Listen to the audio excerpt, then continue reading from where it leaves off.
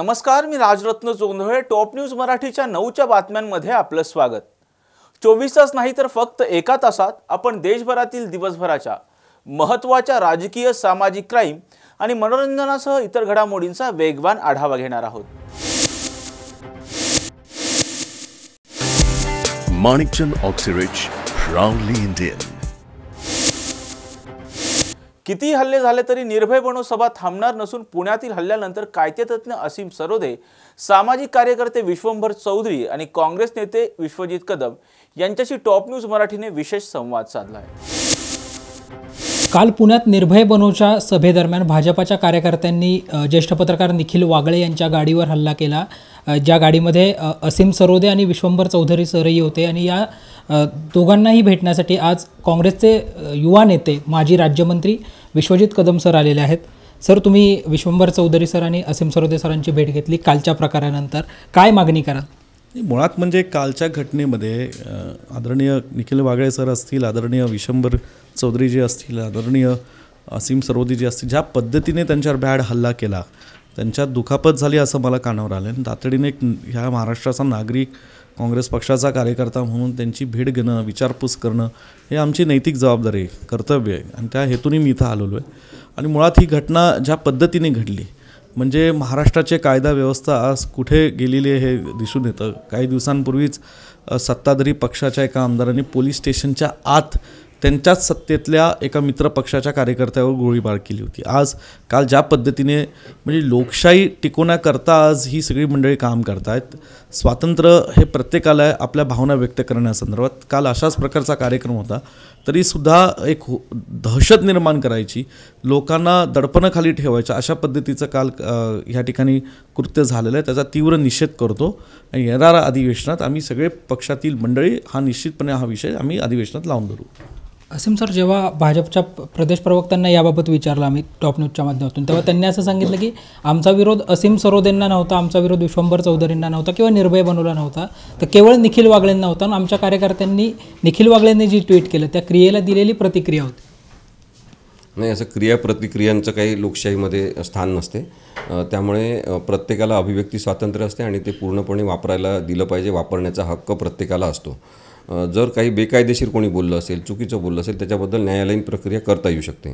जसं निखिल वागळे सरांनी एक ट्विट केलं, त्याचा राग भाजपच्या काही लोकांना आला. त्यांनी त्याच्याबद्दलची 153 खाली तक्रार दाखल केली. तर त्यांनी तक्रार दाखल करावी, कोर्टात केस चालवावी. परंतु आम्हीच तक्रार दाखल करणार, पोलीस आमचेच असणार आणि आम्हीच न्यायाधीश होणार आणि रस्त्यावरच न्यायालय काढून आम्ही यांना मारणार, हा काही न्याय असू शकत नाही. त्यामुळे हे अत्यंत चुकीचं आहे. ही हुकुमशाही आहे, जंगलशाही आहे आणि असं जंगलीपणा आम्ही खपवून घेणार नाही.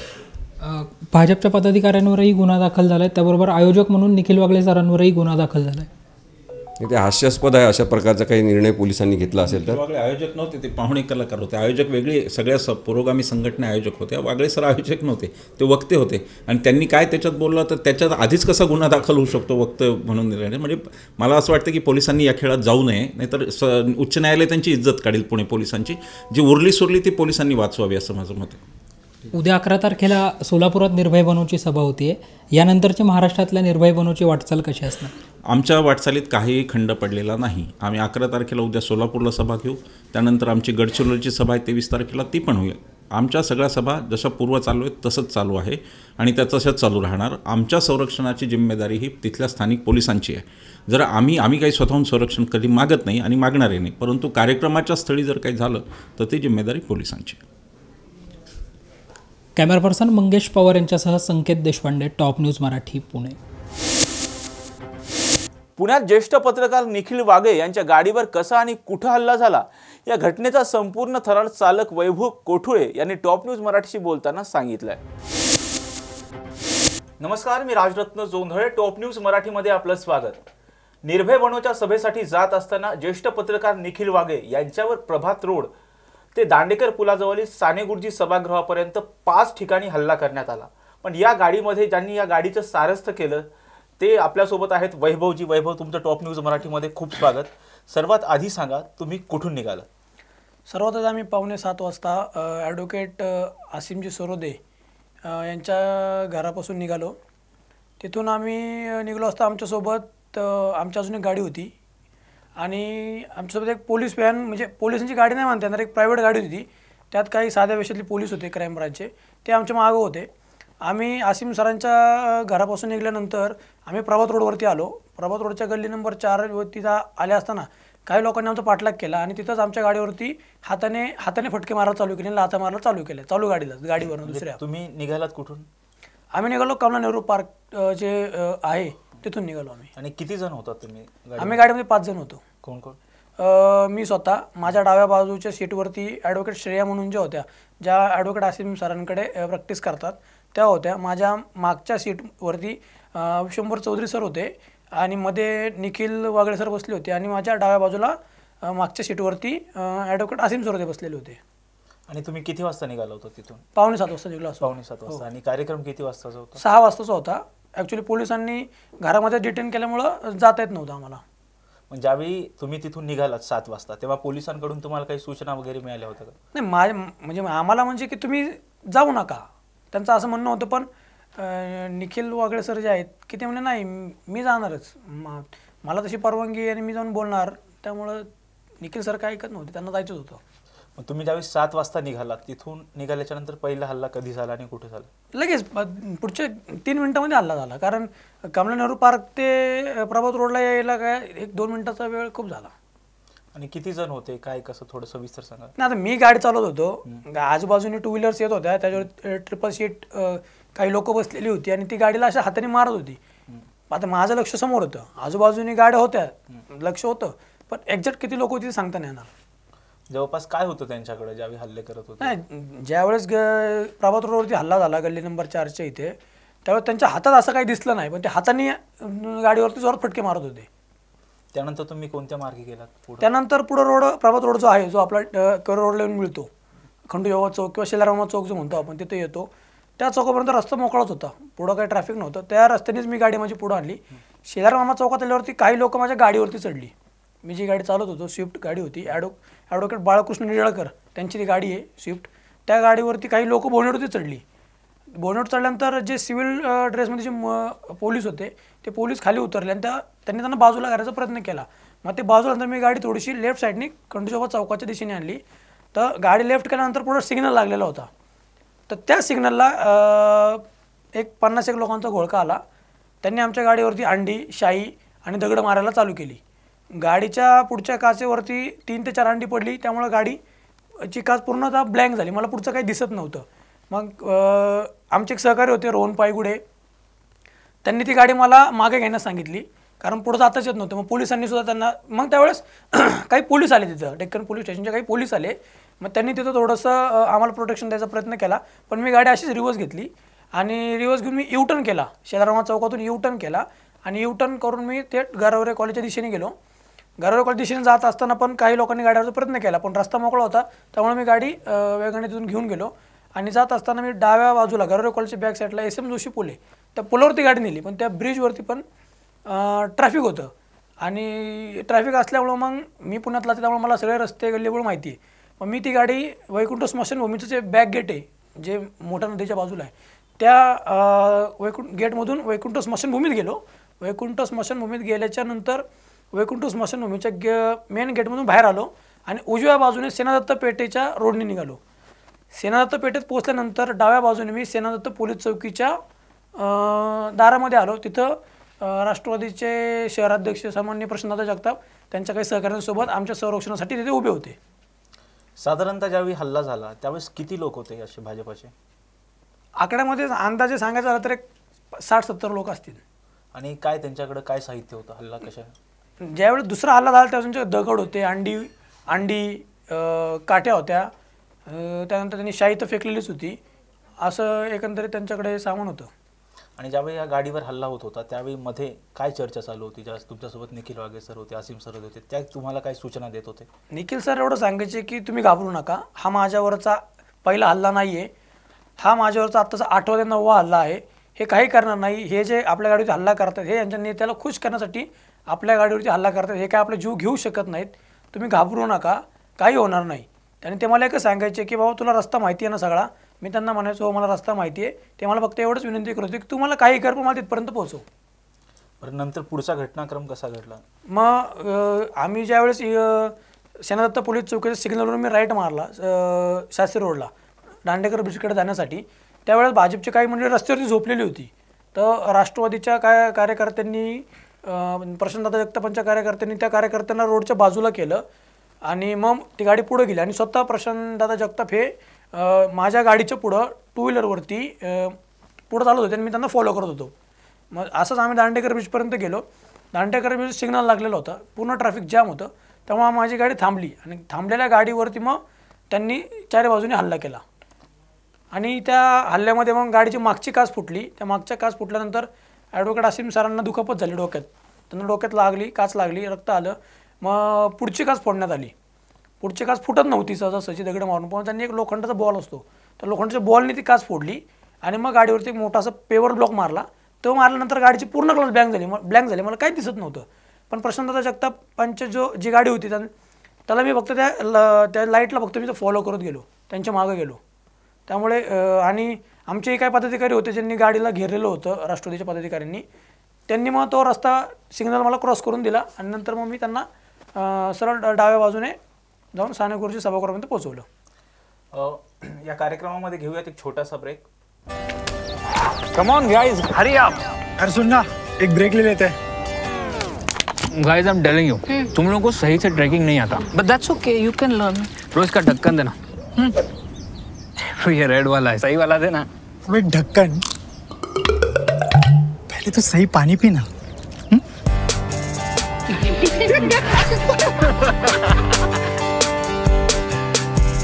Manikchand Oxyrich, proudly Indian.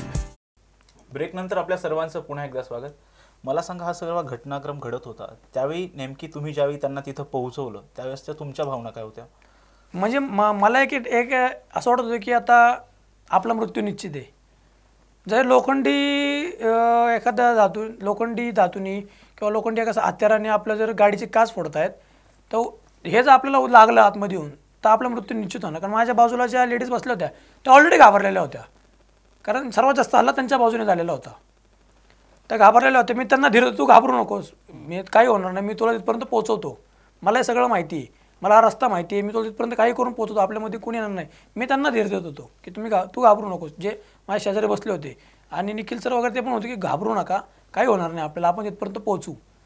फक्त तिथं उतरल्यावरती ज्यावेळेस सगळी जी आम्हाला सपोर्ट करणारी, आम्हाला संरक्षण देणारी जी लोक मी पाहिली, निखिल सरांच्या बाजूने घोषणा देणारी, तेव्हा थोडासा जरा जीव आला की बाबा हा आपण सुरक्षित आहे म्हणून. हा सगळा रस्त्यावरचा थरार जेव्हा तुम्ही अनुभवत होता त्यावेळेस तुम्हाला काय भीती वगैरे काय सगळी भावना होत्या? हा अनुभव तर चित्रपटामधल्या सारखा हा सगळा मुळशी पॅटर्न पिक्चर आठवला मला. मुळशी पॅटर्न पिक्चरमध्ये जसं काही लोक पाळतात त्यांच्या मागे गुंड पाळतात, असा तो एक थरार होता. जसं काय एखादा साऊथ इंडियनचा पिक्चर वगैरे चालू आहे का, असं तो एक थरार होता सगळा. आणि पोलिसांचं यामध्ये काय, म्हणजे पोलीस काही मदत करत होते किंवा तुम्हाला सूचना देत होते किंवा तुम्हाला प्रोटेक्ट करत होते, असं काही घडत होतं का? कारण खूप मोठी ही घटना घडलेली आहे. कारण निखिल वाघे यांची पत्रकारितेची कारकीर्द बघितली जवळपास 45 वर्षाची कारकीर्द आहे. अशावेळी एका पत्रकारांवरती हल्ला होतो, तेव्हा पोलिसांकडून त्यांना काही प्रोटेक्शन वगैरे मिळत होतं काही? ॲक्च्युली पोलिसांनी त्यांना प्रोटेक्शन द्यायलाच पाहिजे होतं, कारण पोलिसांनाही माहिती होतं की हल्ला होणार आहे, तर पोलिसांनी त्यांना प्रोटेक्शन द्यायला पाहिजे होतं. काही पोलीस होते पण ते साध्या वेशामध्ये होते, ते आम्हालाच कळत नव्हते की ते पोलीस आहेत का कार्यकर्ते आहेत, ते समजत नव्हतं ना की ते पोलीस आहेत का कार्यकर्ते आहेत, कारण वर्दीमधले पोलीस नव्हते तिथं, त्यामुळे समजत नाही की ते पोलीस आहेत का कार्यकर्ते, समजतच नव्हतं, असं होतं. मग ज्यावेळी हे सगळं ज्यावेळेस तुम्ही निघालात, असीम सरोदे यांच्या घरापासून निघालात, तेव्हा तुम्हाला अशी काही कल्पना होती का की असं काहीतरी आपल्यासोबत घडू शकतं? हां, पोलीस सांगत होते ना निखिल सरांना की तुमच्यावर हल्ला होऊ शकतो, तुम्ही जाऊ नका, भाजपचे कार्यकर्ते थांबलेलेच आहेत गल्लीबोळांमध्ये. हे पोलीस जे आले होते, वरिष्ठ पोलिसांचे नाव नाही माहिती मला, पण ते निखिल सरांना सांगत होते की तुम्ही जाऊ नका, तुमचा हल्ला होण्याची दाट शक्यता आहे. आणि ज्यावेळी तुम्ही तिथं पोहोचतात आणि ज्यावेळी एवढ्या सगळे समर्थक वगैरे बघितले, एका बाजूला भाजपाचे कार्यकर्ते त्यांच्या विरोधात घोषणा देत होते, तर आपण बघितलं की सभागृहाच्या पुढंच निखिल वाघे यांच्या समर्थनार्थ घोषणा देत होत्या, त्यावेळेच्या अशा काय भावना होत्या सगळ्या? नाही, मी फक्त गाडी चालवण्याचा फोकस धरला होता की मला काही करून त्या गेटच्या आतमध्ये जायचं गाडी घेऊन, तर ते बाकीचं मी राईट लेफ्ट काहीच बघत नव्हतं. मला व्यक्त सरळ चोरून गाडी चालवत होतो. ज्यावेळेस मी गेटच्या आतमध्ये गेलो गाडी घेऊन, त्यावेळेस निखिल सरांच्या बाजूने ज्या काही घोषणा ऐकायला मिळाल्या, त्यानंतर मी गाडीतनं खाली उतरलो, कारण तिथंही माहिती नव्हतं की बाबा काय BJPची काय पदाधिकारी आहेत का कोण आहे असं काय माहिती नव्हतं. पण प्रसन्नता जगतापांचे कार्यकर्ते त्या ठिकाणी होते आमच्या संरक्षणासाठी. त्यांच्या संरक्षणामध्ये आम्ही त्या हॉलपर्यंत पोहोचलो. ज्यावेळी गाडीची मागची काच फोडण्यात आली त्यानंतर काय घडलं सगळं?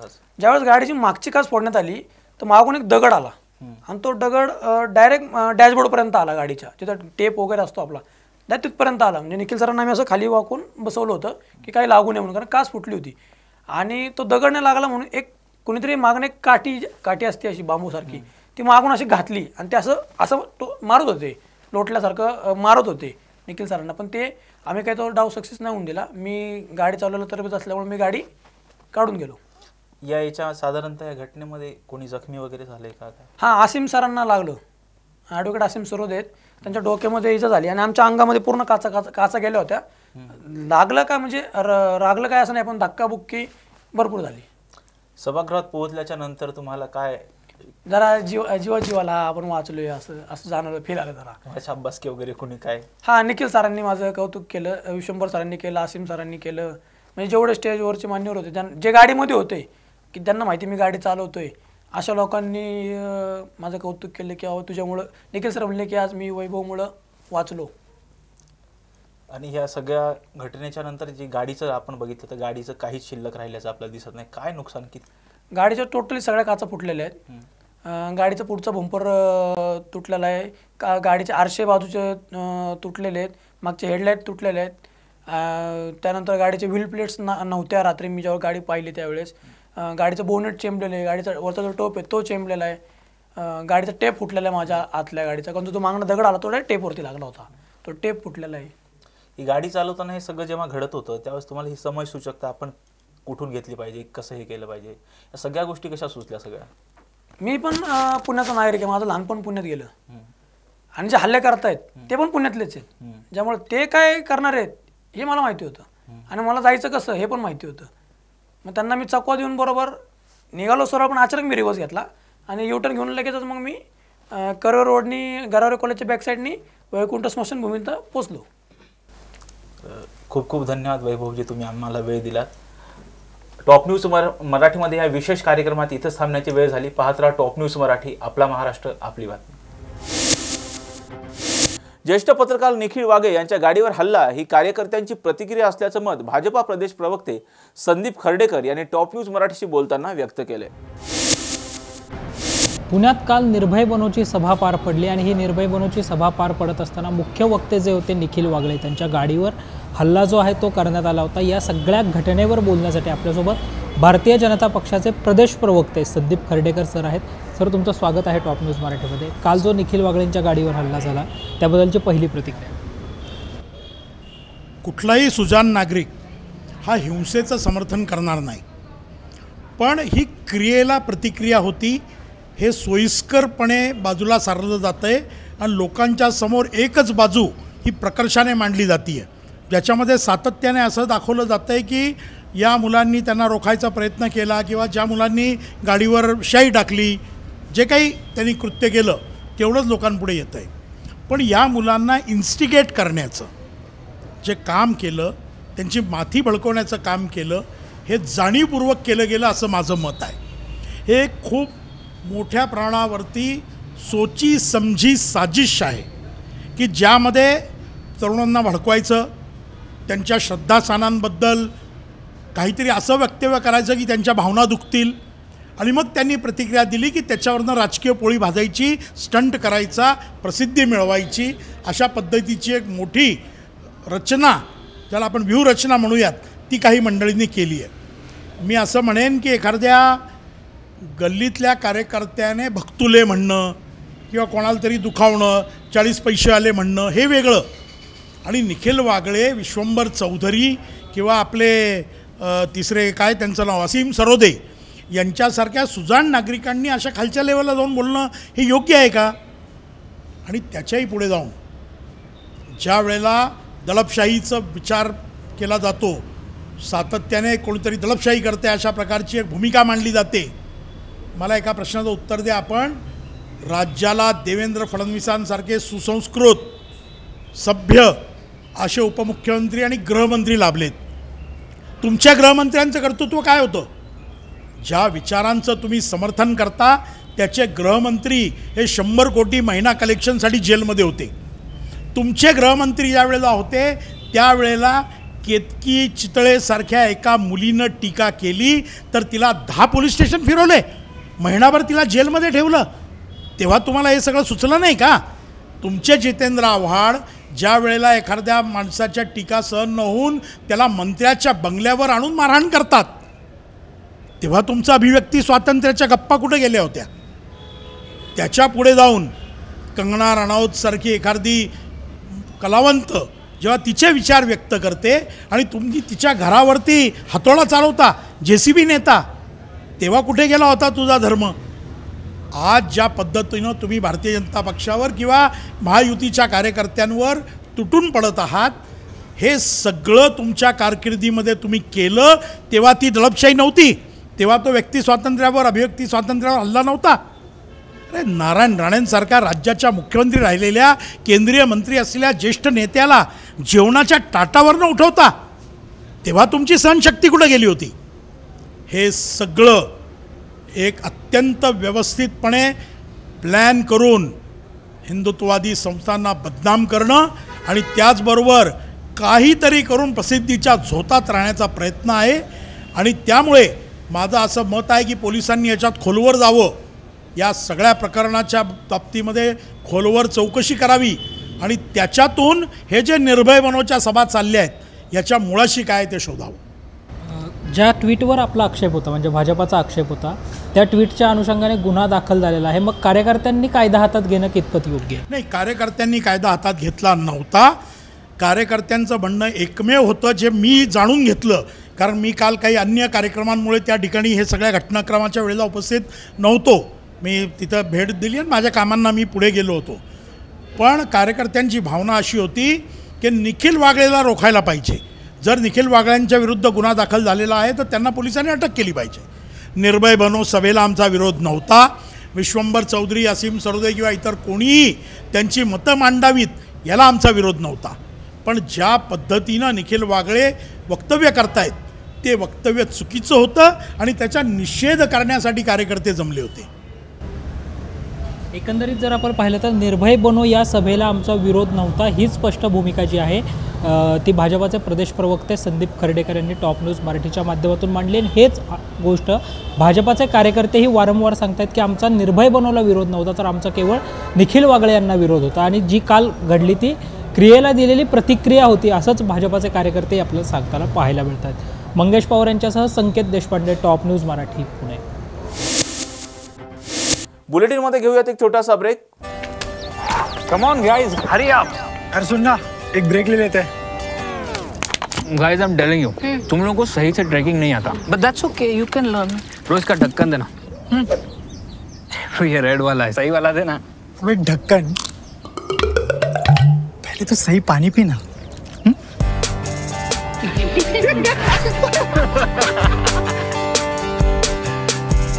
Manikchand Oxyrich, proudly Indian. Break नंतर आपल्या सर्वांचं पुन्हा एकदा स्वागत. निवडणूक आयोगाने राष्ट्रवादी काँग्रेस पक्षाचं नाव आणि चिन्ह अजित पवार गटाला दिल्यानंतर आता पिंपरी चिंचवडमध्ये राष्ट्रवादीच्या दोन्ही गटात वादाची पहिली ठिणगी पडल्याचं पाहायला मिळालं. पिंपरी चिंचवड शहरातील राष्ट्रवादीतील दोन्ही गट आमनेसामने आल्याचं पाहायला मिळत असून 2 दिवसांपूर्वी शरद पवार गटाची मोशी येथे आढावा बैठक संपन्न झाली. शरद पवार गटाचे शहर अध्यक्ष तुषार कामटे यांनी अजित पवार यांच्या कार्यशैलीवरती प्रश्नचिन्ह उपस्थित करत अजित पवार पहाटे सकाळी 6 वाजता उठून फक्त कॉन्ट्रॅक्टर सोबत फिरून स्वतःच्या लोकांचा विकास करतात अशी खोचक टीका केली होती. त्यालाच उत्तर देताना अजित पवार यांनी तुझ्या बापांनी बघितलं का सकाळी 6 वाजता उठून मी कॉन्ट्रॅक्टर सोबत फिरतो असं म्हणत शरद पवार गटाचे शहर अध्यक्ष तुषार कामटे यांच्यावरती सडकून टीका केली. जे होल्डिंगला साहेब फोटो लावायचे त्याच्यावर त्यांचं लक्ष असायचं. पण आज मी ठामपणे सांगू इच्छितो, जे म्हणत होते आम्ही विकास केलाय विकास केलाय विकास केलाय, पण त्यांनी विकास कोणाचा केलाय? माननीय अजित पवार हे कायम सांगतात मी पहाटे 6 उठतो आणि कामाला लागतो. इथं उपस्थित माझ्या माता भगिनी आहेत, युवक आहेत, आपल्यापैकी किती जण 6 वाजता उठून एखाद्या नेत्याच्या इथे कामाला जातो, काम सांगायला जातो? एक पण हात नाही यायचा वर. 6 वाजता उठून फक्त ठेकेदार व ज्यांची त्यांच्या पक्षातील त्यांच्या विचाराची जी लोक होती त्यांच्या कामासाठी आता 6 वाजता उठायचे. तर एक शहाणा 1.5 शहाणा तुमच्याच भागातला ते म्हणतो की अजित पवार कॉन्ट्रॅक्टरला घेऊन फिरतात. तुझ्या बापाने बघितलं होतं का माझ्यामुळे कोणी कॉन्ट्रॅक्टर? काही बडबडायचं, काही करायचं, स्वतः काही करायचं नाही आणि दुसरं कोण मायचाला सकाळी 6ला उठून कामाला लागलेलं बघितलंय का? दाखवावर कुठला लोकप्रतिनिधी 6ला काम करतो ते? उगीच उचलली जीभ लावली टाळ्याला, त्याला किंमत पण नाही द्यायला पाहिजे. हे असले कितीतरी आले कितीतरी गेले. मनोज जरांगे पाटील यांनी पत्रकार परिषद घेत मंत्री छगन भुजबळ यांच्यावर जोरदार निशाणा साधलाय. पाहुयात मनोज जरांगे पाटील नेमकं काय म्हणाले. सगळी सोयरे आता प्रमाणपत्र घेणार आहेत, ज्याची नोंद मिळेल त्याच्या आधारावर, फक्त शपथपत्राच्या आधारावर घ्यावं. तपास करणं, ग्रह चौकशी करणं याला खूप किचकट प्रक्रिया आहे. त्या आधारावर घेणं. त्यांच्या परिवारांना ज्यांच्या नोंदी सापडल्या त्यांच्या परिवाराला तातडीनं तुम्ही जे मध्ये शिबिरं म्हणले होते लावले, ते शिबिरं सगळे बंद आहेत. तुम्ही जे ग्रामपंचायतला चिटकू म्हणले होते ज्याच्या नोंदी सापडल्या त्या पण फक्त राज्यात 8% ग्रामपंचायतला चिटकेले आहेत. फक्त 8%.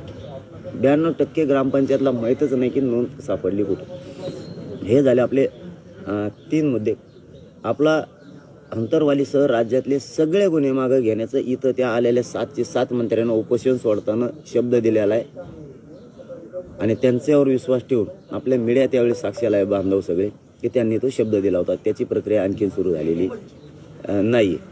हैदराबादचं गॅजेटसुद्धा ते घेऊ म्हणले होते. 5वा मुद्दा आहे आपला की हैदराबादचं गॅजेट, बॉम्बे गव्हर्नमेंटचं गॅजेट आणि सातारा संस्थांचं, म्हणजे महाराष्ट्रातल्या मराठ्यांना ज्यांच्या नोंदी सापडल्या नाही त्या गॅजेटच्या माध्यमातून ते आरक्षणात येणार आहेत. तेही यांनी आत्तापर्यंत घेतलेलं नाही. नेमकं हे करतेत काय आम्हालाच कळत नाही. आणि शिंदे समितीचं काम हे इतकं युद्ध पातळीवर त्यांनी वाढवायला पाहिजे. तिला 1 वर्षाची मुदत द्या म्हणून सांगितलेलं आहे. म्हणजे तिने ते सापडतच राहिले पाहिजेत पुरावे सारखे. त्याच्यासाठी मनुष्यबळ हे 24 घंट्यासाठी त्यांना द्या आम्ही सांगितलं होतं. ते कधीतरी उठतंय आणि सापडायला सुरुवात कधीतरी 8-15 दिवसातून एखाद्या वेळेस ती समिती कुठंतरी येते, बसते, माघारी जाते. बाकीचे लोक काय काम करतात? लोकांच्या नोंदी असून, अर्ज केलेले असून सुद्धा प्रमाणपत्र दिले जात नाही. हे काय प्रकार? आणि आपला 7वा मुद्दा की मागासवर्ग आयोगाचा जो अहवाल आहे नव्यानं गठीत करा. त्यांनी नव्यानं गठीत पण केला, अहवाल पण घेतला. मग आता ते स्वीकारून त्याचा कायदा तर पारित केला पाहिजे. असे आपण त्यांना एकूण 9 मागण्या दिलेल्या आपण त्यांना. परंतु सगळ्या सोयऱ्यांचं याच्यात मुख्य भूमिका ही आहे की सगळ्या सोयऱ्यांची आम्हाला कायदा पाहिजे आणि त्याची अंमलबजावणी पाहिजे. महाराष्ट्रातल्या अंतरवालीसह सगळ्या केसेस मागं पाहिजे. हैदराबादचं गॅजेट त्यांनी घ्यायलाच पाहिजे कारण ते स्वीकारल्याशिवाय पर्याय नाही. बॉम्बे गव्हर्नमेंटच्या गॅजेट्ससह आणि सातारा संस्थांच्या गॅजेट्स. दुसरा मुद्दा असा आहे की तुम्ही आज उपोषणाला बसणार आहात. उपोषणाला बसण्याच्या आधीचे हे जे काही 5-6 दिवस होते या कालावधीत सरकारकडून तुम्हाला कोणी संपर्क केला का? सध्याची काही प्रोग्रेस आहे त्याच्याबद्दल सांगितलं का? एकूण प्रमाणपत्र किती वाटप झालेत? नव्याने आणखीन काही नोंदींमध्ये वाढ झाली का? या संदर्भातली काही माहिती दिली आहे का? आणि नव्यानं काही आश्वासन दिलं आहे का वेगळं? 54 लाखापैकी 57 नंतर झाल्यात वाशीत गेल्याच्या नंतर.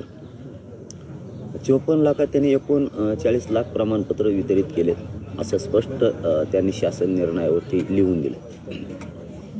बाकीच्यांना ज्यांनी त्यांच्या वंशवळी जुळवणं चालू आहे असं त्यांनी सांगितलं आणि आम्हाला ते पटलं की पटण्यासारखं ते वंशवळी जुळवणं. पण परिवाराला त्यांच्या द्यायला अडचणी काय येत्या जाणून आता वंशवळ तर सिद्ध झाली, ज्याचं प्रमाणपत्र मिळालं त्याची वंशवळ सिद्ध झालेली, त्याला अडचण काय तुम्हाला ताबडतोब द्यायला? त्यामुळं तेही करतोच बोलले. आणि ते शिबिरं त्यांनी बंद केले ते सुद्धा सुरू करायला पाहिजेत. लोकांना त्यात तुम्ही 57 लाख ज्या नोंदी मिळाल्या हे माहीतच नाहीत ना, कोणाकोणाला कशाच्या माहीतच नाही. दुसरा एक मुद्दा आहे, छगन भुजबळांना धमकीचं पत्र आलंय काल. त्याच्यामध्ये असं म्हटलं की काही लोक तुम्हाला जीवे मारण्याचा प्रयत्न करतायत, तुम्ही सावध राहा अशा स्वरूपाचं पत्र दिलं. हे पत्र दिल्यानंतर काही लोक त्यांना संरक्षणाची मागणी करतायत. काय असू शकतं हा सगळा प्रकार? द्या ना महाराष्ट्रातले सगळेच पोलीस त्याला कपडे घाला त्याला पोलिसांचे. भंगार विचारायचं त्याला कोण मारीन कशाला? हो कोणी आपलं म्हातारं माणूस आहे, म्हाताऱ्या माणसाला कशाला कोण मारी? तेवढे संस्कार आहेत महाराष्ट्रातल्या लोकांवरती. कोणीच धमकी देऊ शकत नाही त्याला कोणत्याच जाती धर्माचा. तर म्हाताऱ्या माणसाची माया करणं संस्कार आहेत महाराष्ट्रातल्या पुरोगामी महाराष्ट्रावर. तर म्हाताऱ्याला काय माहिती तू आता तू हे असंच जाणार आहे ते टेन्शन टपकून एखादी रच्ची जाईन कोण मारीन त्याला उभं कशाला. ते काय लय शहाणा आहे का ते. अरे आम्ही भेट नाहीत असं तुझ्यासारखे सांगत नाहीत. त्याच्यात कार्यकर्त्याला सांगतो संरक्षण लावायचं सांगा, मला अमकं सांगा, मला भेव आहे. आम्हाला भेव असून सांगत नाहीत. आम्हाला 7 वेळेस असंच घडलेलं आहे. तरी आम्ही सांगितलं ना सरकारला. काल त्या साल्हेर किल्ल्यावर सुद्धा काय आहे आम्हाला माहीत होतं ना. आमच्या गाडीवर कोणाचा टेम्पो आला, आम्ही सांगितलं का संरक्षण लाव का काय घातपाताचा प्रकार होता. काय असलं तुझ्यासारखं भंगार चाळे नाही करत आम्ही खेटतो त्याला.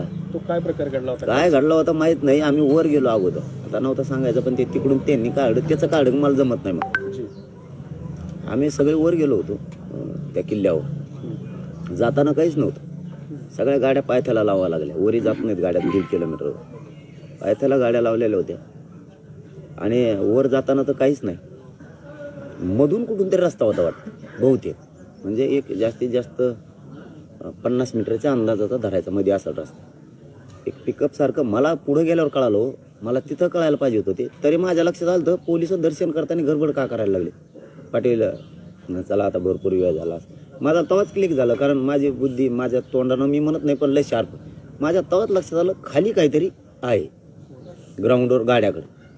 पण ते काय सांगितलं नाही मला काय वाटलं पण नाही कारण तसं त्यांनी मला जाणून सुद्धा दिलं नाही. एक माया असल्यासारखं वाटलं कारण त्यांच्यात चलबिचल त्यांच्या सुरू झाली होती समाधीजवळ. पोलिसात चलबिचल मला नाही काय म्हणले, त्यांच्यात चलबिचल सुरू झाली की मी ओळखलं खाली काहीतरी एक पिकअप सारखं काहीतरी मधून आलं आणि ते गिअर फेल झाला असं काहीतरी म्हणलं. ते इतकं स्पीडने आलं खाली. ते उतार डायरेक्ट असा आहे ते इतकं स्पीडने खाली आलं की खालच्या आमच्या 5-7 गाड्यातले माणसं आणि 5-7 गाड्याचा भोगाच झाला असं. पण ते विलास भाऊ म्हणून येतं नाशिकचे ते आरडले मोठे म्हणून लोक उड्या मारून खड्ड्यात पडले असे काही म्हणून ते सगळेच वाजले. त्याला धरलं पोलिसांनी ताबडतोब त्या पोराला. त्याला धरलं तर त्याने कोणाचं तरी नाव सांगितलं की मला पिकअप घालायचं सांगितलं. म्हणजे मी मंगेश चिवट्यानं सुद्धा हे सांगितलं हे खरं आहे का खोटं तपासा. त्याला काय आमची तक्रार नाही त्याच्याविषयी. त्याला अटक करू नका, त्याला सोडून द्या. आमचं कोणी काय वाकडं करू शकत नाही.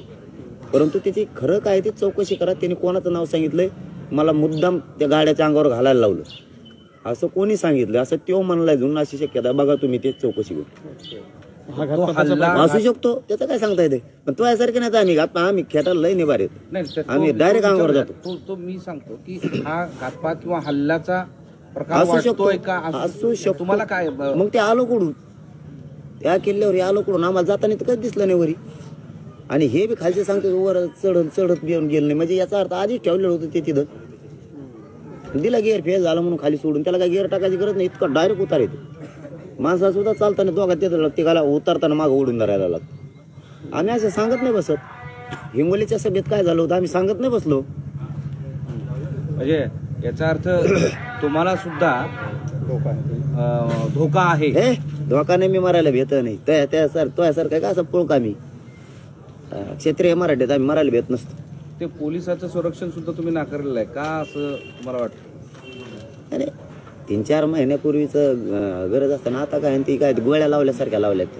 सकाळ संध्याकाळ डॉक्टराच्या गोळ्या असतात तसे. ते काय आला एकच ते मरण ना ते एकटं जागू ते संरक्षण वेगळं असतं. आमच्या ढकलं आमचं संरक्षण आमच्यापाशी उभं राहायचं तिकडे लोक लोटीत नेते त्याला आमच्या दिवस सभा संपत्ती ते एक दोघांचं काम आहे. कधी दुसरा मुद्दा तो राहिला तुमच्याकडून तुम्ही म्हणताय भुजबळांना कोणी मारणार नाही म्हातारा माणूस आहे. पत्र जे आलंय तर काय प्रकार असेल आता त्याला काय माहित काय त्यांनी द्यायला लावला असं कोणाला त्याचं हॉटेल जाळलं होतं पाहुण्यात त्याने बीडचं तसं. ते काय लय छान आहे का ते सिरियस कोणाचं घ्यावा.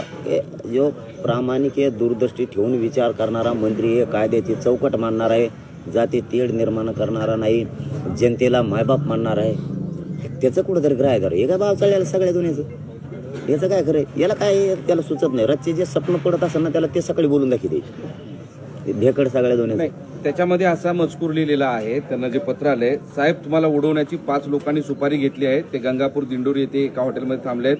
तुम्हाला मारण्यासाठी त्यांनी 50 लाखाची सुपारी घेतलेली आहे. या गुंडापासून सावध राहा. हे 5 जण रात्रीपासून तुमचा शोध घेत फिरत आहेत. त्यांची सागर हॉटेलमध्ये मिटिंग झाली आहे. साहेब तुम्ही सावध राहा असं मजकूर आहे त्यांना पाठवलेला. सागर बंगल्यावर कसं काय झाली बैठक सागर हॉटेलला होय मला जो व्यक्ती आहे सावध करणारा तिथे खाली शिंदे आणि देशमुख शिंदे आणि देशमुखांनी भुजबळांना पत्र लिहिले सावध करण्यासाठी. साहेब सावध. असं शिंदे आणि देशमुख, आता मला काय सांगता येतं आता हिंबली त्याला कोण नाही करणार राव. मी खरंच सांगतो तुम्हाला, ते त्यानेच लिहिलं असं हाताने. ते लय कोडीच आहे ते लय कोडीच. त्याने हातानेच खाली नाव टाकले असते शिंदे. हॉटेलने जाळलं त्याने, जाळलं. त्याचा इमा घेतला असं कचून त्याने 5 पट. आता पैसे खाल्ले पक्का आहे देऊ. त्या हॉटेलचा इमा घेतला असं, कलरचे डबे आणले असते त्याने, त्याच्या बिल्डिंगकडे देईन पण हाटला द्यायचा नाही.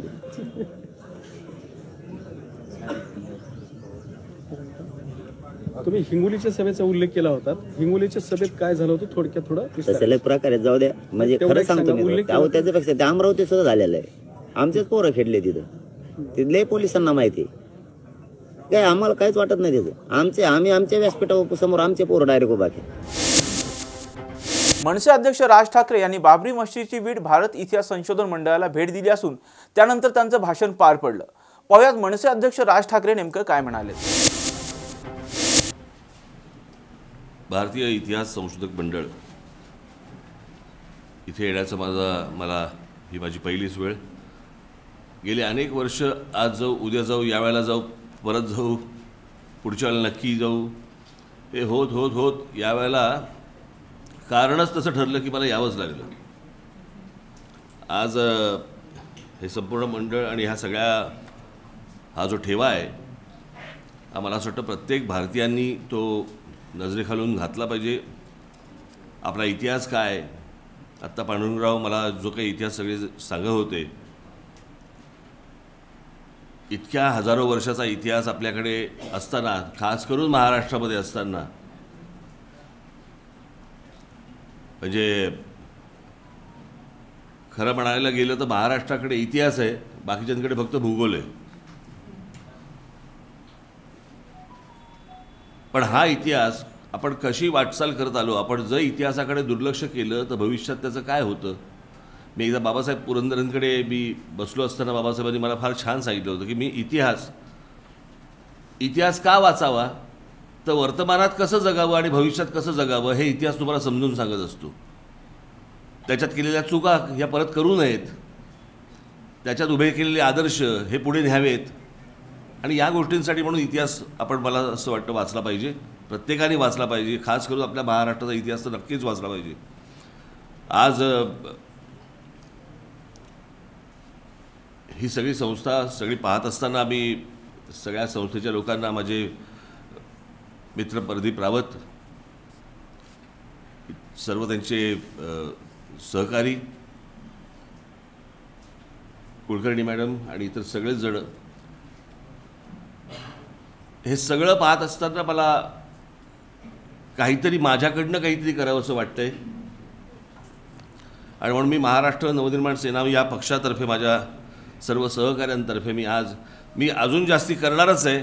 परंतु मी आज पहिली वेळ म्हणून मी आज संस्थेला 25 लाख रुपये मी आज माझ्या पक्षातर्फे मी जाहीर करतो.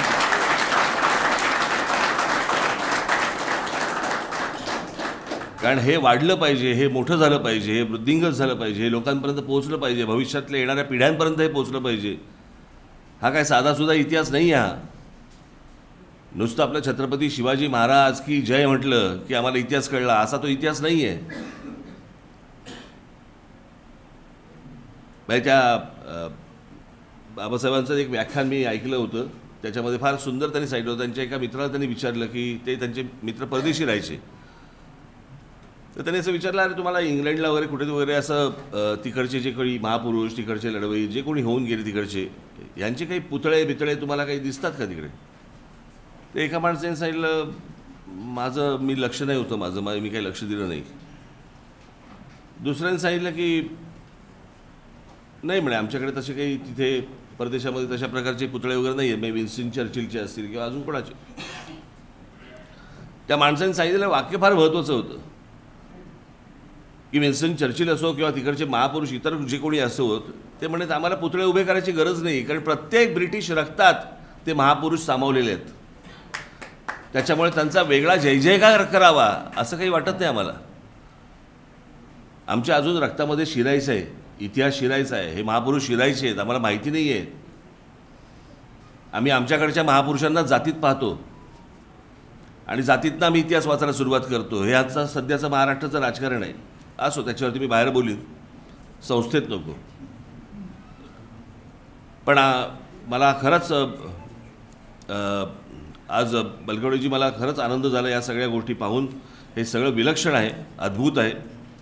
आणि आज खरं माझं येण्याचं कारण म्हणजे मला मध्यंतरी एक आपण पाहिलेही असेल, कदाचित ऐकलंही असेल, आमचे बाळा नांदगावकर, ही बाबरी मशीद ज्यावेळेला त्याचा ढाचा पडला त्यावेळेला जी सगळी लोक इथून गेले होते, त्याच्यामध्ये बाळा नांदगावकर देखील तिकडे त्याच्यामध्ये होते, कारसेवक म्हणून होते. आणि तो ढाचा पडल्यानंतर तिकडे ज्या विटा होत्या त्यातली एक वीट त्यांनी त्यावेळेला 1-2 विटा मला असं वाटतं त्यांनी ती उचलून तिकडनं घेऊन आले. गेले अनेक वर्ष त्यांच्याकडे त्या होत्या, काल परवाकडे ते माझ्याकडे आले आणि त्यांनी मला सुपूर्द केली. आता मी म्हटलं मी काय करू याचं. पण ती वीट पहा, आपण त्याचं वजन बघा, ती वीट पहा, म्हणजे तुम्हाला साधारणपणे त्यावेळेची स्ट्रक्चर्स कशी उभी राहायची याचा अंदाज आपल्याला येईल. ते काहीतरी एक हातोडा मारला आणि बाबरी मशीद पडली असं नाही येते, त्याला खूप वेळ लागला आहे. कारण कन्स्ट्रक्शन चांगली असायची, आणि कन्स्ट्रक्शन चांगली एवढ्यासाठी असायची कारण टेंडर्स नाही निघायची. जो लोएस्ट आहे त्यांनी मशीद बांधावी वगैरे असं काही व्हायचं नाही तिकडे. तर ती आज वीट मला असं वाटतं मी माझ्या घरात ठेवून काय करू आणि बाळा नांदगावकर त्यांच्या घरात ठेवून काय करणार. आज ती वीट जर इतिहास संशोधक मंडळामध्ये मला ती द्यावीशी वाटते आणि मी ती देण्यासाठी म्हणून मी आज इथे आलो आहे. आता ती बाबराच्या काळातली आहे का 100 वर्षापूर्वीची आहे, काय तिथल्याच कुठच्या ती कोणी बांधली आहे काही मला माहिती नाही. त्याच्यावर संशोधन होणं गरजेचं आहे. ती कधीची वीट आहे कळणं गरजेचं आहे. त्याच्यावरती जे इतर अभ्यासक असतील त्या अभ्यासकांनी येऊन त्याच्यावरती रिसर्च करणं गरजेचं आहे. आणि त्याच्यासाठी म्हणून एका चांगल्या संस्थेच्या हातात ती वीट जावी असं मला वाटलं, आणि म्हणून मी आज ती देण्यासाठी म्हणून फक्त इथे आज आलो आहे. कुठे आहे ती? शिवसेना उद्धव बाळासाहेब ठाकरे पक्षाचे पक्षप्रमुख उद्धव ठाकरे यांनी आज पत्रकार परिषद घेत विविध मुद्द्यांवर भाष्य केले. पाहुयात उद्धव ठाकरे नेमकं काय म्हणाले. पण ते गँग वॉर हे 2 गँगमधलं वॉर होतं. आता मात्र सरकारमध्ये गँग वॉर आलेलं आहे. ज्या पद्धतीने गेले 1.5 वर्ष सरकारच्या आश्रयाने ही गुंडगिरी सुरू आहे, या गुंडांचे वेळोवेळी या मंत्र्यांच्या सोबतचे फोटो हे आपल्याच माध्यमातून प्रसिद्ध झालेले आहेत. आणि या गुंडांना मिळणारं एक संरक्षण हा मोठा चिंतेचा विषय आहे. काल परवाकडे आमचा एक चांगला कार्यकर्ता अभिषेक, त्याच्यावरती निर्गुण हल्ला झाला, त्याची हत्या झाली. ही हत्या झाल्यानंतर ज्याने ती हत्या केली असं सांगितलं जातं तोही एक गुंड होता. त्या गुंडांनी आत्महत्या केली. हे प्रकरण जेवढं वरकरणी वाटतं तेवढं सोपं दिसत नाही आहे. सूड भावना ही एक भावना असते ज्याने माणूस अत्यंत टोकाचं पाऊल उचलतो. समजा एक क्षणभर धरून चाला की त्या गुंडांनी तसं पाऊल उचललं असेल तरी त्यांनी स्वतः आत्महत्या का केली हा एक प्रश्न मनामध्ये कायम राहतो. ज्याप्रमाणे गणपत गायकवाड ह्या भाजपच्या आमदारांनी भर पोलीस स्टेशनमध्ये गोळीबार करतानाचा तो व्हिडिओ कोणीही न मागता प्रकाशित झाला, सर्वांसमोर आला. अभिषेक घोसाळकर आणि तो जो गुंड होता मॉरिस, त्याचं फेसबुक लाईव्हवरचं तो व्हिडिओ आला आहे. गोळ्या झाडतानाचं दिसते पण कोण झाडतं हे कळत नाही आहे. काल मी तिथे काही पोलीस अधिकाऱ्यांशी बोलल्यानंतर त्या मॉरिसकडे काही परवानाधारक शस्त्र नव्हतं, पण त्यांनी जो एक माणूस स्वतःचा बॉडीगार्ड म्हणून ठेवला होता, आता त्याला बॉडीगार्ड ठेवण्याची वेळ का आली आणि हा बॉडीगार्ड कोण होता पोलिसांनी त्याला ताब्यात घेतले. मला वाटतं मिश्रा त्याचं नाव. त्याच्या शस्त्रातून त्यांनी त्या गोळ्या चालवल्या. आता त्या गोळ्या खरंच त्यांनी चालवल्या की आणखीन कोणी चालवल्या आणि मग दोघांनाही मारण्याची सुपारी कोणीतरी दिली होती का हा एक मोठा प्रश्न हा आपल्या मनामध्ये आहे. आम्ही राज्यपालांकडे काही जाणार नाही आहोत, कारण पूर्वीचे राज्यपाल होते ते एकदम जास्तच कर्तव्यदक्ष होते आणि त्या कर्तव्यदक्ष म्हणजे ते कोश्यारी, त्यांच्याच बरोबर या गुंडाचा फोटो आहे त्याचा सन्मान करताना. आणि असे जर का राज्यपालांच्या हातनं गुंडांचे सत्कार त्यांची पार्श्वभूमी न होता होत असतील तर कोणाकडे दाद मागायची, कोणाकडे न्याय मागायचा. गेले काही दिवस जे मी म्हणालो त्याच्यामध्ये मग 1-1.5 वर्षापूर्वी गणपती बाप्पाच्या विसर्जनाच्या मिरवणुकीत एका आमदाराने गोळीबार केला, त्याच्यावरती कोणती कारवाई झाली नाही, त्याला कदाचित क्लीन चिट पण दिली असेल. जिथे ही घटना घडली बोरिवली दहिसर भागात, तिथल्याच बाजूच्या आमदाराच्या मुलांनी एका बिल्डर पुत्राचं अपहरण केलं होतं, त्याच्यावरती काही कारवाई झाली नाही. खुलेआम ठाण्यामध्ये सुद्धा एका तरुणीवरती गाडीत चढवून तिला जीवे मारण्याचा प्रयत्न झाला होता, तो सुद्धा भाजपचा कार्यकर्ता म्हटल्यानंतर त्याच्यावर कारवाई झाली नाही. कालच पुण्यामध्ये निखिल वागळे, विश्वंभर चौधरी, असीम सरोदे, म्हणजे ज्या असीम सरोदेनी अत्यंत उत्तमरित्या ह्यांचं जे काही एक बेबंदीशाही चाललेली आहे, सर्वोच्च न्यायालयाचे सगळे जे काही नियम आहेत, त्यांनी जी काय आखून दिलेली चौकट होती ती धाब्यावरती बसवून ह्या लवादाने जो काही निर्णय दिला त्याचं वस्त्रहरण असीम सरोदेनी अत्यंत उत्तम पद्धतीने केलं. या तिघांवरती काल जीवघेणा हल्ला केला. अचानक हल्ला तो झालेला नव्हता, भाजपच्या गुंडांनी त्यांना धमकी दिली होती, पोलिसांनी ह्यांना अडवून ठेवलं होतं, जाताना त्यांच्या गाडीवरती हल्ला झाला. तुम्ही सगळ्यांनी त्याचं चित्रीकरण केलं असेल नसेल, दाखवलं असेल नसेल, पण पोलिसांनी काही कारवाई केली नाही.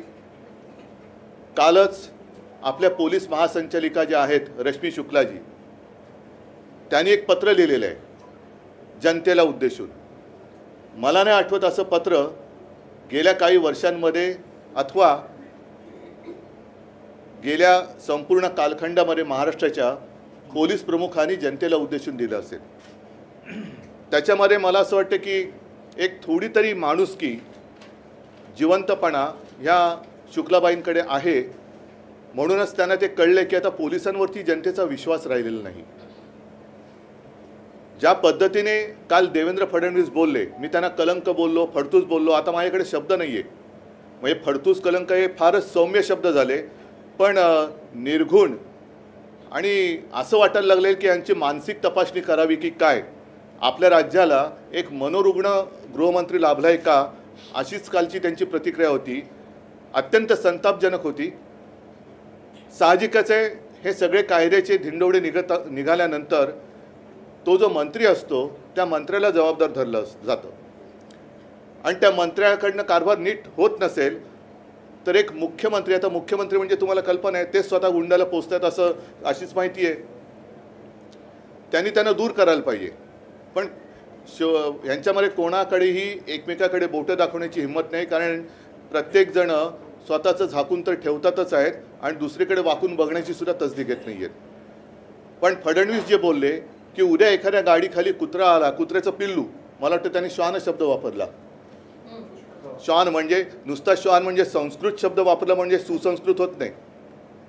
संस्कृत शब्द वापरला म्हणजे अरे काय सुसंस्कृत आहे, हा सुसंस्कृत नाही आहे, हा निर्ढवलेला निर्गुण मनाचा, अत्यंत निर्दयी मनाचा गृहमंत्री आहे. तुम्ही गृहमंत्री म्हटल्यानंतर अगदी राज्यातल्या कुत्र्याच्या काय सर्व प्राण्यांच्या जीवाची जबाबदारी ही तुमच्याकडेच येते, माणसांच्या जबाबदारीची तर वेगळीच बात आहे. तर एक हत्या होत असताना तुम्ही त्याची बरोबरी श्वानाबरोबर करता, म्हणजे तुमच्या शेपट्या तुम्ही दिल्ली शोरांसमोर हलवताय ते वेगळं, तिकडे तुम्ही श्वान आहात का कुत्रे आहात का आणखीन दुसरा कोणतरी शेपूटवाला आहात हे लोकांनी आता तुम्हाला ओळखलेलं आहे. आणि एकूणच गुंडगिरी काही करा, खून खराबा झाला तरी काही करू, घाबरू नका. आणि मला ती एक जाहिरात आठवली, ती मेलडीची होती ना, मेलडी खाओ खुद जान जाओ, तसं आता आहे भाजप में आओ सब भूल जाओ. ही मोदी गॅरंटी आहे, ही गुंडांसाठी मोदी गॅरंटी आहे, दहशतवादी जे इकडे तिकडे फिरत आहेत त्यांच्यासाठी मोदी गॅरंटी आहे. पण पोलिसांना मला एक हात जोडून नम्र विनंती करायची आहे. मी स्वतः मुख्यमंत्री होतो आणि प्रत्येक वेळेला जेव्हा जेव्हा पोलिसांवरती आरोप झाले तेव्हा मी खंबीरपणाने माझ्या महाराष्ट्र पोलिसांच्या मागे उभा राहिलो होतो. याचं कारण पोलीस हे त्यांना जर का आपण मोकळा हात दिला, त्यांचं काम करायला मोकळा हात दिला तर अप्रतिम काम करतात. आत्तासुद्धा त्यांना जर का मोकळा हात दिला तर ते हे सगळे गुंड आहेत ते 24 तासाच्या आत तुरुंगात टाकू शकतील. आणि गुंडांवरती एक जरब पोलिसांची पाहिजे, कायद्याची पाहिजे, ते ती बसवू शकतात. मात्र जर सरकारच गुंडांच्या मागे राहिलं उभं, पोलिसांच्या मागे उभं राहायच्या ऐवजी, तर हे खून खराबे हे असेच वाढत जाणार आहेत. आणि म्हणून मला असं वाटतं आम्ही राज्यपालांकडे जात नाही, कारण राज्यपालांकडनं आम्हाला कोणतीही अपेक्षा नाही. मुळामध्ये राज्यपाल पद यापुढे ठेवावं की न ठेवावं हाच आता प्रश्न निर्माण झालेला आहे. आणि त्याच्यासाठी जसं आम्ही गेल्या महिन्यामध्ये जो एक जनता न्यायालय हा एक प्रकार केला आणि सगळं जे काय थोतांड होतं हे जनतेसमोर आणलं. बुलेटिनमध्ये घेऊयात एक छोटासा break. Come on guys, hurry up. यार सुन ना, एक ब्रेक ले लेते हैं. Guys I am telling you, तुम लोगों को सही से ट्रैकिंग नहीं आता, but that's okay, you can learn. रोज का ढक्कन देना. ये रेड वाला है, सही वाला देना. अबे ढक्कन, पहले तो सही पानी पीना.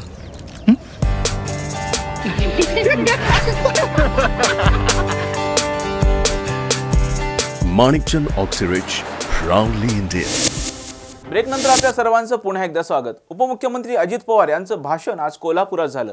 यावेळी बोलताना अजित पवार काय म्हणालेत पाहूया. उपमुख्यमंत्री पदाची जबाबदारी स्वीकारल्यानंतर कोल्हापूर जिल्ह्यातला हा चौथा दौरा आहे आणि सतत येत असताना ह्या कोल्हापूर वासियांच्या करता आपण काही केलं पाहिजे. मुश्रीफांची मागणी, राजेश पाटलांची मागणी, कार्यकर्त्यांची मागणी, कोल्हापूर वासियांची मागणी आणि त्याच्यामुळं तो करण्याचा प्रयत्न मी आणि माझे सगळे सहकारी सातत्याने करत असतात. आज श्री सुर्गेश्वर मठाच्या नियोजित सांस्कृतिक भवनाचा पायाभरणी समारंभ, तसंच शेतकरी मेळावा आणि नागरी सत्कार. मी काही वेळापूर्वीच श्री गुरु सिद्धेश्वर शिवाचार्य महास्वामीजी यांच्या पवित्र उपस्थितीमध्ये ह्या सांस्कृतिक भवनाचा पायाभरणी समारंभ पार पाडला आणि त्याच्यानंतर इथपर्यंतच्या प्रवासामध्ये माझ्या नूलवासियांनी, रांगड्या मातीतल्या कोल्हापूरकरांनी ज्या पद्धतीनं माझं, मुश्रीफ साहेबांचं, धनंजयचं, मंडलिक साहेबांचं, राजेश पाटलांचं, आमच्या सगळ्यांचं स्वागत केलं ते मी कधी विसरू शकणार नाही. त्याबद्दल नूलवासियांना मी कायम ऋणी राहीन. मुली असू द्या, माझ्या बहिणी असू द्या, माझ्या आया असू द्या, सगळेजण पाकळ्यांनी आमचं फुलांचं स्वागत, फुलांच्या पाकळ्यांनी स्वागत करत होते. काही जण आम्ही ज्या रस्त्याने चालत होतो तिथं पाकळ्या टाकत होते आणि काही जण हळूच आम्हाला मारायचाही प्रयत्न करत होते आणि त्या मुली हसायच्या, कसं ह्याला मारलं बरोबर. मित्रांनो, गमतीचा भाग जाऊ द्या, शेवटी आपल्या मुली आहेत, शाळेतल्या मुली आहेत, शिकतायत. उद्याच्या काळामध्ये कुणाच्या तरी घरामध्ये लक्ष्मी म्हणून जाणारे, आई वडिलांचं नाव रोशन करणारे आणि या सगळ्यांना एक चांगले संस्कार व्हावेत, चांगल्या पद्धतीनं त्यांना मार्गदर्शन व्हावं, त्यांना कुठल्याही अडचणींना सामोरं जायला लागू नये, सगळ्या सुविधा त्यांना देता याव्या, असाच प्रकारचा प्रयत्न ह्या सर्वसामान्यांचं महायुतीच्या सरकारच्या माध्यमातून एकनाथराव शिंदे, देवेंद्र फडणवीस, मी, मुश्रीफ, धनंजय मुंडे आमच्या सगळ्यांचाच असतो. आज ह्या गडिंग्लज कोल्हापूरच्या भूमीत आपल्याशी संवाद साधत असताना राजर्षी छत्रपती शाहू महाराजांचं आणि महाराणी ताराबाईंचं स्मरण करून मी त्यांना वंदन करतो. करवीरच्या आई अंबाबाईला वंदन करतो. दख्खनचा राजा ज्योतिबाला देखील चरणी नतमस्तक होतो. गडिंग्लज असेल, कोल्हापूर असेल, राजर्षी छत्रपती शाहू महाराजांची भूमी.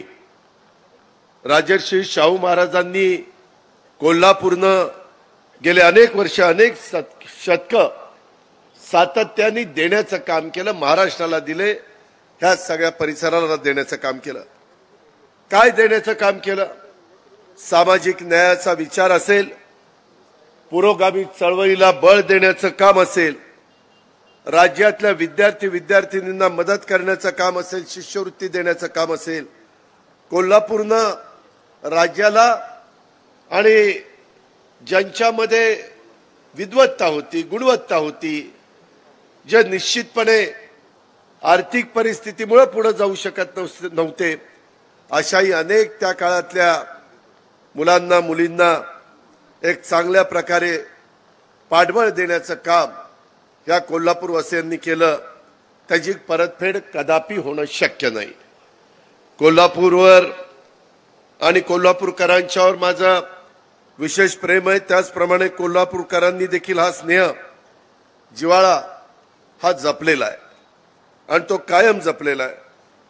त्याच्यामध्ये मी ज्या वेळेस येतो त्यावेळेस फार विचार करून येत असतो आणि काय आपण इथं देऊ शकतो.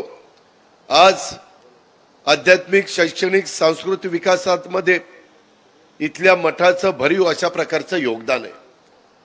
धनंजयांनी सुरुवातीलाच त्याच्याबद्दलचा उल्लेख केला. महाराष्ट्र, गोवा, कर्नाटक राज्यातल्या भक्तांचं श्रद्धास्थान असणारं नूल तालुका गडिंग्लज येथील सुरगेश्वर मठानं आपली स्वतंत्र ओळख ही महाराष्ट्रामध्ये निर्माण केलेली आहे. सीमा भागातील जनतेला आध्यात्मिक, शैक्षणिक, सांस्कृतिक विकासात ह्या मठांनी भरीव अशा प्रकारचं योगदान राहिलेलं आहे. संत बसवेश्वरांच्या काळापासून ह्या मठाला एक वैभवशाली अशा प्रकारची परंपरा आहे. सुरगेश्वर मठाचं बसवलिंगय्या स्वामी यांनी धर्मप्रसारासाठी सर्वत्र फिरत असताना नूल येथेच येऊन सुरगेश्वर मठाची स्थापना केली. गुरु शिष्यांनी मठाचं महाद्वार बनवलं. अतिशय कलात्मक, सुंदर अशा प्रकारची माडी आणि सुरगेश्वर मठाची शान आहे. नूलच्या जडणघडणीमध्ये या मठाच्या अमूल्य अशा प्रकारचं योगदान आहे. मठावर भाविकांची देखील आढळ अशा प्रकारची श्रद्धा आहे. नैसर्गिक आपत्तीत, संकट काळामध्ये, अडीअडचणीमध्ये गोरगरिबांना मदत करण्यात सुरगेश्वर मठाने एक आदर्श निर्माण केलेला आहे. मठाचे थोरले मठाधिपती चंद्रशेखर शिवाचार्य स्वामीजींनी करोना काळात आपला वाढदिवस साजरा न करता नागरिकांना अन्नधान्याचं वाटप करून सामाजिक बांधिलकी जोपलेली आपण सगळ्यांनी अनुभवलेली आहे. सुरगेश्वर मठाचे 12वे मठाधिपती म्हणून काम करत असताना त्यांनी धार्मिक, आध्यात्मिक आणि लिंगायत तत्वाचा प्रचार प्रसार केला. सीमा भागात अनेक मठ मंदिराची त्यांनी उभारणी केली. गुरुकुल पद्धतीनं वैदिक ज्ञान दिलं. मठाच्या विहिरीतून गावाला पाणी पुरवठा केला. आपल्या कालावधीत त्यांनी 1.5 कोटी रुपये खर्च करून आपल्या मठाचा जीर्णोद्धार केलेला आपण सगळ्यांनी पाहिलेला आहे. आपला कार्यक्रम ज्या ठिकाणी सुरू आहे त्या इंदिरादेवी जाधव न्यू इंग्लिश स्कूल म्हणून लक्ष्मी नागरी पतसंस्था यांच्या उभारणीमध्ये देखील त्यांचा सिंहाचा वाटा आहे. 3 वर्षापूर्वी म्हणजे 27 ऑगस्ट 2021 रोजी उपाचार्य रत्न चंद्रशेखर शिवाचार्य स्वामीजी यांचं महानिर्वाण झालं. ते लिंगैक्य झाले. त्यांना मी भावपूर्ण आदरांजली अर्पण करतो. समाजाच्या उद्धारासाठी सामाजिक प्रबोधनाची हीच परंपरा आज मठाधिपती श्री गुरु सिद्धेश्वर महास्वामीजींनी समर्थपणे पुढे नेताना आपण सगळेजण पाहतोय. त्यांच्या पुढाकारातूनच नूल परिसरामध्ये सुरू असलेलं आध्यात्मिक, सामाजिक, सांस्कृतिक विकासाचं काम आपल्या कोल्हापूरच्या, महाराष्ट्राच्या नव्याने होणाऱ्या उभारणीत निश्चित उपयुक्त ठरेल्याबद्दल माझ्या मनामध्ये तीळमात्र शंका नाही. मगाशी मी तो प्लॅन बघितला. 1.5 एकर जागेमध्ये खाली 10,000 स्क्वेअर फीटचं बांधकाम आहे, वर 10,000 स्क्वेअर फीटचं बांधकाम आहे. तिथं काही लग्नच कार्य करायचं म्हटलं तरी करता आलं पाहिजे. काही वेगवेगळ्या प्रकारे विचार मांडण्याचा, सांगण्याचा प्रयत्न झाला तरी तो सांगता आला पाहिजे. पुढं मागं पार्किंगची व्यवस्था फार चांगला प्लॅन केलाय. जवळपास 4 कोटीपेक्षा जास्त रक्कम त्याला लागणार आहे आणि सुरुवातीच्या काळामध्ये राजेश पाटील सगळ्यांनी मिळून 1 कोटी रुपयाची मदत त्या बाबतीमध्ये केलेली आहे. शेवटी काम हातामध्ये घेतल्यानंतर त्या उभारणीपर्यंत, पूर्ण होईपर्यंत कधी काही कमी पडेल असं मला अजिबात वाटत नाही. सगळ्यांच्या दानशूर ह्याच्यातून, दानशूरपणातून हे सगळं काम पूर्णत्वाला जाईल याबद्दलची खात्री आपण देखील बाळगावी अशा प्रकारची माझी आपल्याला सगळ्यांना ह्या कार्यक्रमाच्या निमित्तानं विनंती आहे.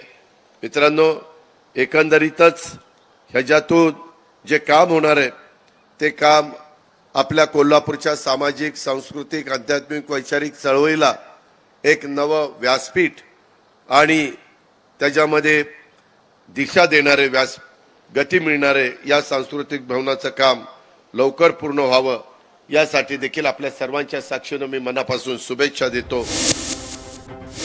आजच्या 9च्या बातम्यांमध्ये इथेच थांबण्याची वेळ झाली. पाहत राहा टॉप न्यूज मराठी, आपला महाराष्ट्र, आपली बातमी.